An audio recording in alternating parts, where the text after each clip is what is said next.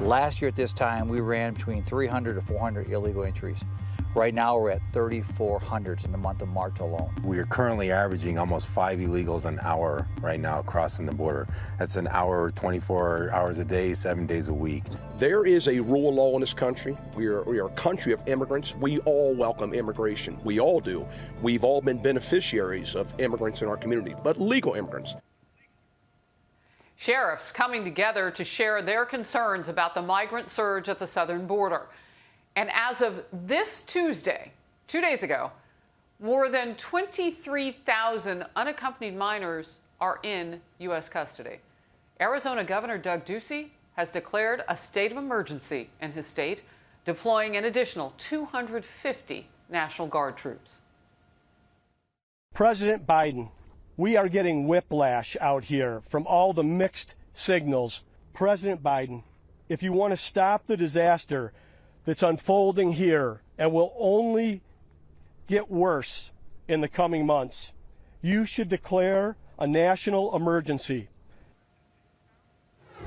Chad Wolf is a former acting DHS secretary and Heritage Foundation visiting fellow. Chad, thanks for being with me. When you and I have talked in the past, we talked about the ramp up to where we are right now. How would you describe, categorize this moment in time? Well, again, we continue to have an ongoing crisis, but it's now becoming a national tragedy what's occurring down here at the border. You've had over 170,000 illegal apprehensions in the month of March alone, and as we heard the governor just now, those numbers are going to increase as we get latter into the months of the summer. And so, again, the Biden administration continues to address the symptoms of this problem and not going towards the root causes of it. You need to enforce the law, and you need to get serious about border security.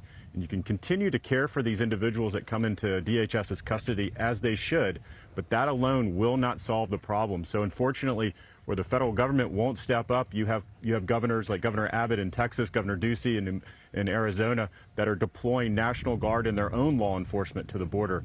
And it's a sad state when governors have to do that because the federal government chooses not to. Wow. And if they don't, you have to ask the question, what happens if the numbers continue to go up? Because they're not plateauing at this point. Well, the system is broken, and we know that because of the number of unaccompanied alien children, over 20,000, 53,000 last month of family units. Those individuals and those families are largely being released. A small percentage are being turned around back to Mexico, but a lot of them are being released here into the United States. And so as these numbers grow, the system will continue to be broken. They'll continue to look for additional facilities. How do we take care of them all? Where are they going? But it's not going to be enough. I mean, the social services in different states, they have to be seeing this influx too. That's a part of the story that maybe we jump to next. But I do want to go here. The White House has finally confirmed that the Vice President, Kamala Harris, will meet with the President of Guatemala on Monday. But it's going to be virtual, so only room for Zoom. Right. However, then we're told that the Vice President will travel to the Northern Triangle in June, but it's been 29 days since she was tapped to lead the administration's response to the crisis, and still no news conference. We can't even ask her any questions about this.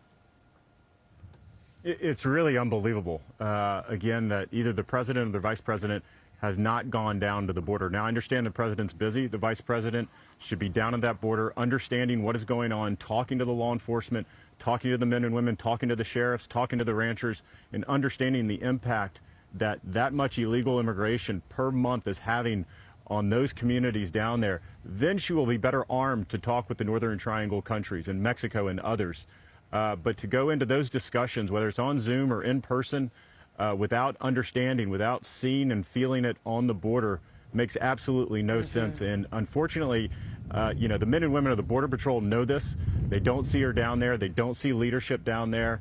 And it's a huge problem, and it's a loss of confidence in this administration as it moves forward. Chad Wolf, former acting DHS secretary, joining us today. Thank you very much.